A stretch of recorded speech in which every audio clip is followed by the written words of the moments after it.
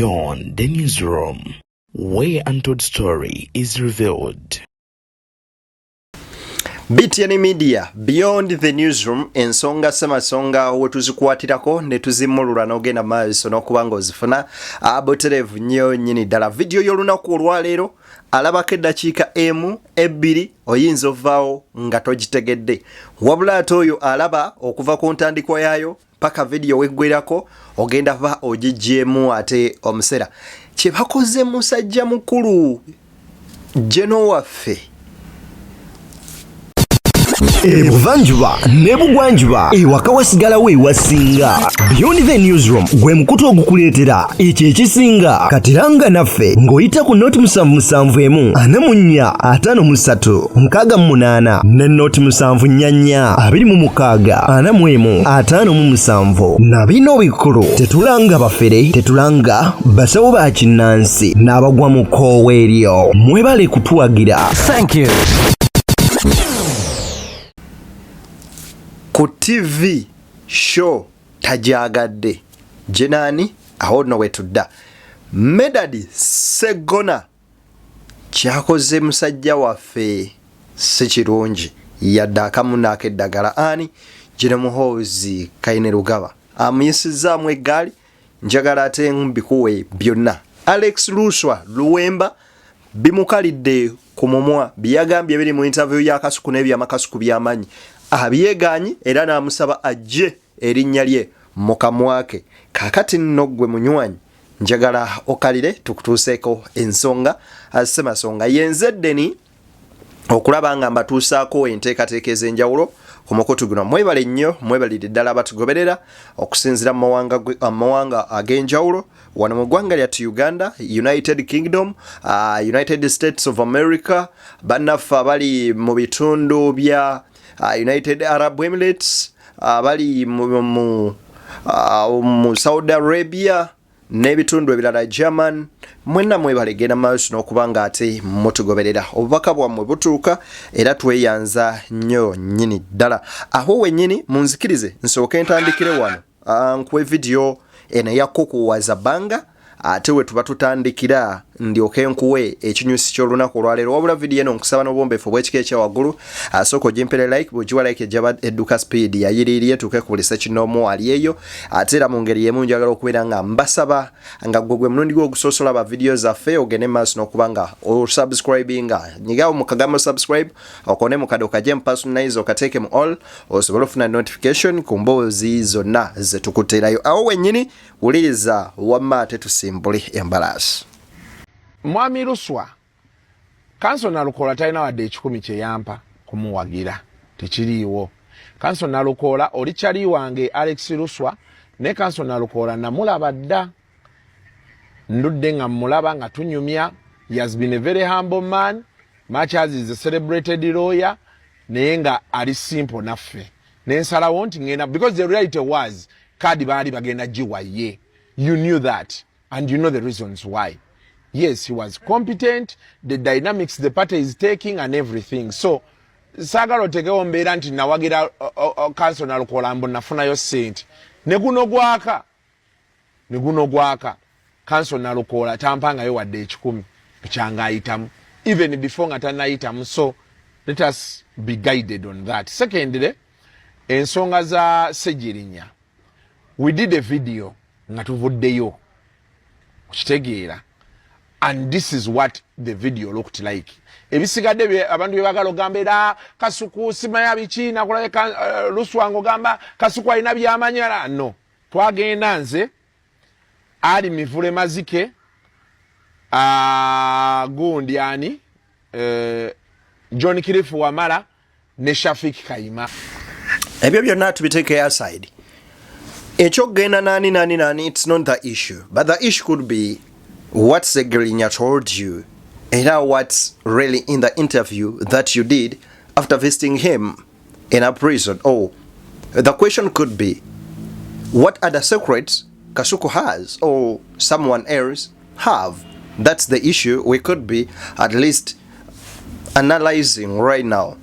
Ensonga yandibadde nti kwe kutunula mu nsonga oba ebyama ebiriwa Segirinya bye yagamba ensonga si ani yakyala nani.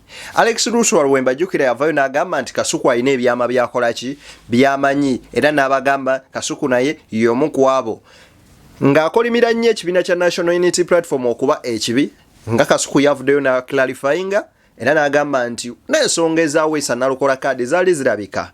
But to be frank oba okubeera ab'amazima ennyo oba abeerufu Nalukola yali competent enough yali muvumu nnyo muvumbavumba mu banne okubeera nga asobola ofuna kaadi eno era ku ebyo byagenda maaso n'okukola ne byeyayiseemu kiraga okubeera nga Nalukola mu butuufu mukulembeze oba oliawo yali asaanidde okubeera nga adda mu kifo kya Muhammad Segirinya. Olaba n'Abaganda bagamba amujjanjaba si amusikira. Singa buli ajjanjaba omulwadde yamusikira. Bino ebintu by'okuweereza abantu oba oliawo kwali kusalawo kwa nopo okukwata kadi ne bagiwa Segirinya ate ne kubeera okusalawo kwa bannakawempe okulonda Segirinya agende mu parliament and it was the same issue mu kusalawo ku muntu omulala oyo adda mu kifo. So ono Luswa n'ebibye tubiteeke ku mabbali tugende mu nsonga azisemasonga. Njagala okubeera nga nkutegeeza muganda wange General Felix Kuraigye kata atuyanire mu studio musajja mukulu ono okuva mu bitundu bya Northern Uganda amutadde ku nninga nga mugamba kati muveeyo mutunnyonnyole emmundu mwazisaawa ze mwasa ku Kyagulanyi Muwalwa mu 2018 ze mwamuteekako 2018 nga mugenze maaso n'omukwata n'omukuba Muwalwa then n'ekyala Eric Mwesigwa gwe mwa paradinga ebibye byakomawa then bwe kiba bwe kityo muveeyo mutulage obujulizi nkugambye eno interview oba video y'olunaku olwaleero ow'omutima omunafu jesonywe wabula wano wetugenda ogenda wulira ekinyusi ky'ensonga semasonga wuliriza.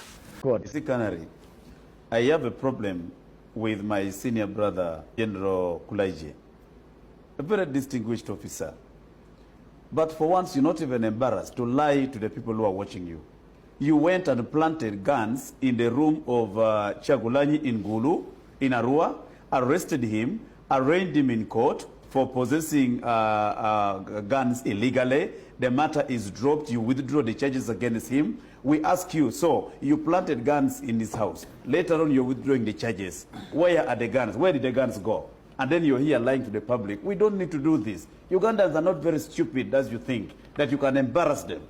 Or my brother Kuraigye, you should be very embarrassed. That case of Kyagulanyi exposed you, exposed the state, exposed the UPDF. Can I ask you charge me that I have the guns in my room, and then later on, you withdraw the charges, and then you don't even show Ugandans where the guns ended. And you charge me with stoning. You know that kind of thing. Then later on, you're amending the charge sheet that we stoned the presidential convoy. You see, this is all lies. That is very clear, and we are seeing them. Number one. Number two, by...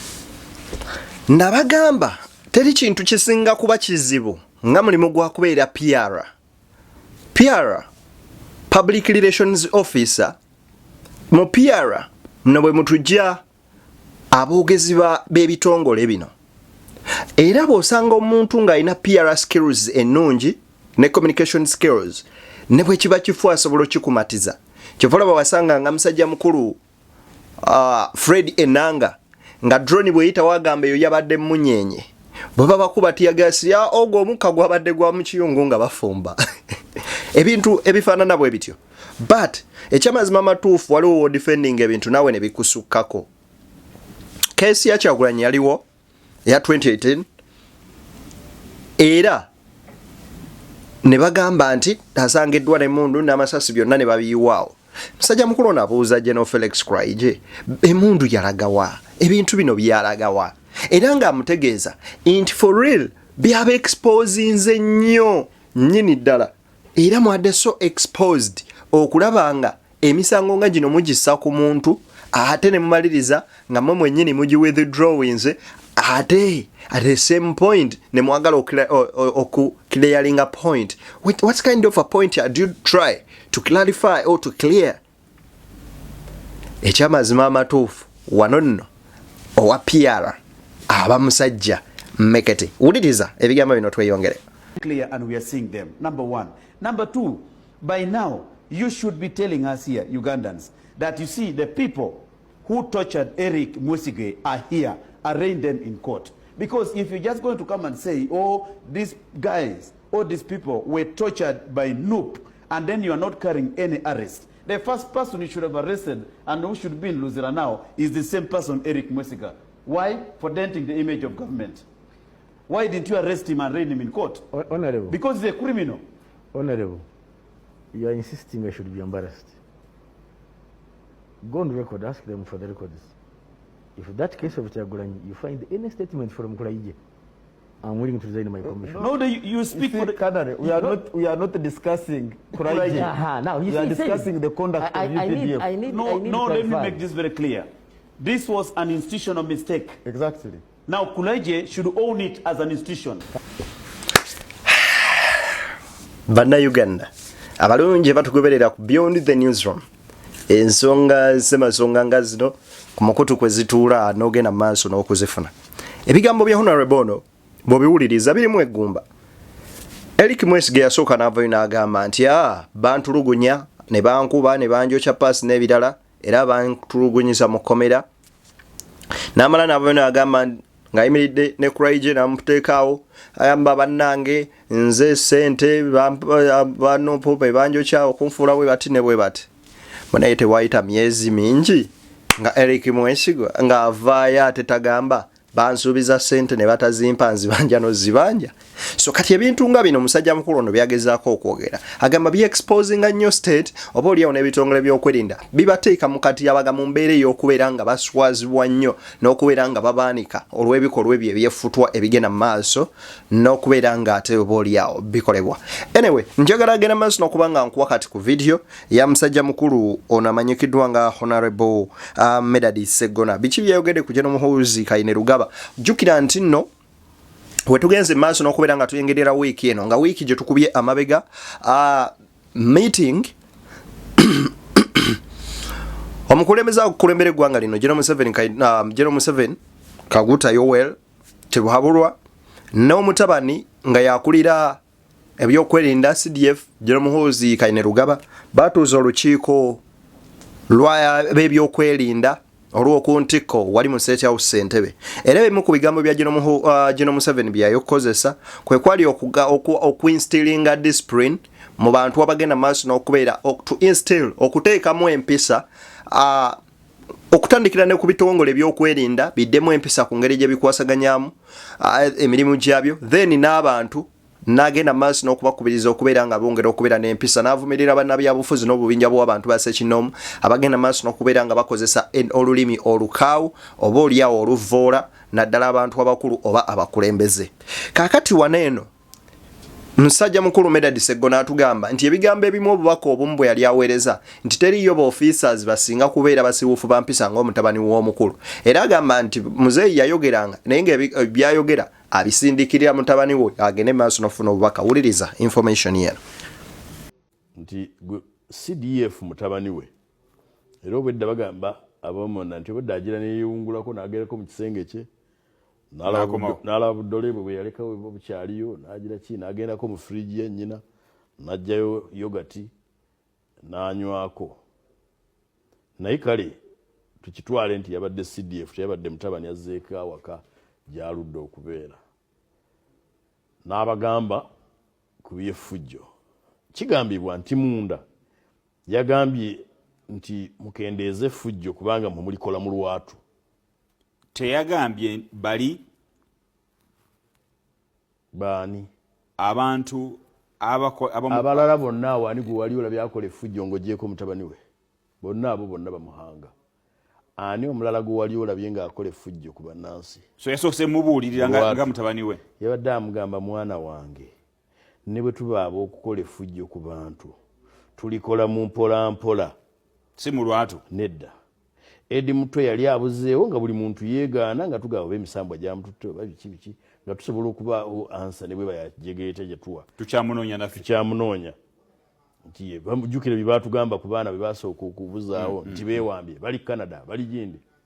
Kakati wano n'ababuzaako amagezi. Omuwala wange ansonyiwe ku kye ngenda okwogera twazannyanga omuzannyo n'abaana eka wala wange twekweka n'obuuza bayekweseewa naga ndi eno nekwese eno wansi w'ekitanda ye yennyini ansonyiwa okumugeraageranya ne gwe ngenda omugeraageraanyako kaakati ne mutabani wa Museveni twali tukyanoonya Edi Mutwe ng'abalala bonna abakulupya abaludde mu bukulupya ne kitaawe bagamba tetumanyi gyali abamagye bagaa tetumuyina abapoliisi bagaa tetumanyi gyali enaga nedda ali eno mu basement ayiga Lunyankole.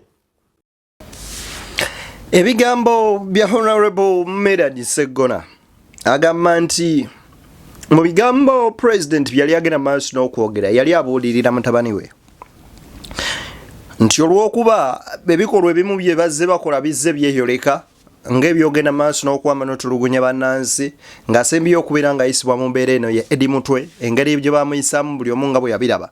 Omukulu n'ateekako n'okola tweets n'aweereza ne ku bufaananyi nti kati bwati bwafaanana oya yeefukidde dda yenna ali mu kubeera ng'ayiga Lunyankole wuuno ali eno mu basement yange. Agamba nti muzayimu speech ye bwe yali ayogera yali abuuliriramu n'omutabani. Nejjukira nti General Muhoozi Kainerugaba yakola statement yagamba muzeeyi tugenda bakwatako. Jjukira Museveni yagamba nti obubinja bw'abapolitician abagenda maaso n'okubeera nga bakozesa olulimi olukaawu olulimi oluvoola bagenda beera nga babukolako ebyo tabyagala wano n'abakangakanga abantu. Jjukira atukolera dda sound yagamba totokirizibwa yadde okuntiisatiisa tokirizibwa yadde tiisatiisani President Museveni. Kakati General Muhoozi n'alayira n'agamba wagenda maaso n'okubeera ng'akwata ku bubinja obwo most especially mu Kampala, Greater Kampala and Metropolitan. What's Greater Kampala? Wakiso, Kampala ne Ntebe. Era ng'agamba akabinja akatandise okukakolako agenda maaso n'okubeera ng'akatereeza nga SDF. Naye nga mu abo tetubala nnamba y'abaana ba Nuupu naddala abali ku gaali ya Kyagulanyi bameka abali munda essaawa eno. Ulereza ebigambo bya Medadi. Museveni tasobola kwogera kigambo eky'amagezi ekitwala ensi eno mu maaso eky'obulungi bw'ensi yaffe ne sikkaanya naye. Ku luno okkaanya naye nagamba bwe mba nkubira Museveni engalo nkubisa omukono gumu obamu okweraliikirira. Si kweraliikirira naye mba mmanyi nti he is presumably mischievous. Buli kintu kyayogera abeera ayina kyakukusa. Kati okutuusa nga nkebedde emabega nga teriyo kyakukusa. Lwokatako mukono gwokubiri. Kuba mu ngalo na mukono gwange gwakubiri. Nteeka okukubisa omukono gumu nga ndekayo ogw'okwerinda kwange. N'engeri gye nnaddamu emabega. Ebyo nno bye bigambo bya musajja mukulu ono Honorable Medadi Segona. Baganda bange mubiwulidde bulungi. Mpawo na kimu kyennyeza bamenyamenyeramu okujjako nammwe okubyerowolezaako.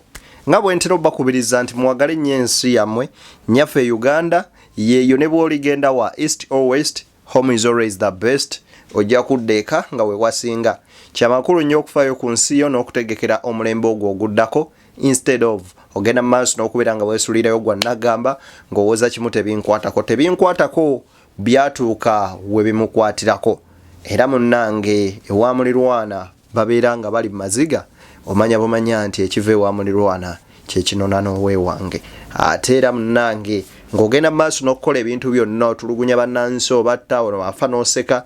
Jjukira nti okufa munnange era Abaganda balina olugero olugamba nti sekiriba kya ttaka mpawa tali kyebika. Essaawa yonna naawe abadde omunene ng'otulugunya ng'okuba ng'osalako amatu ng'ofumita munywanya akaseera kagenda kukya ne bwe bali babakubidde emizira ne bwe bali kabira emiranga ne bwe bali kubira amasasa ameka ne bwe bali kuterayo gitanga kafeero ne bwe bali kuterayo bomu olisigala ogenze ng'omaze okwebika ekitaka ekyo. Wabula ekibuuzo kiri nti olese mukululo ki emabega.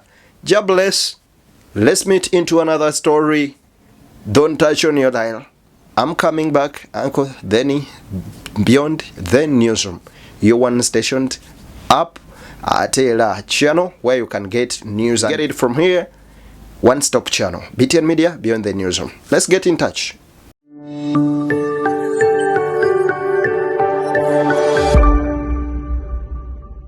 Beyond the newsroom, where untold story is revealed.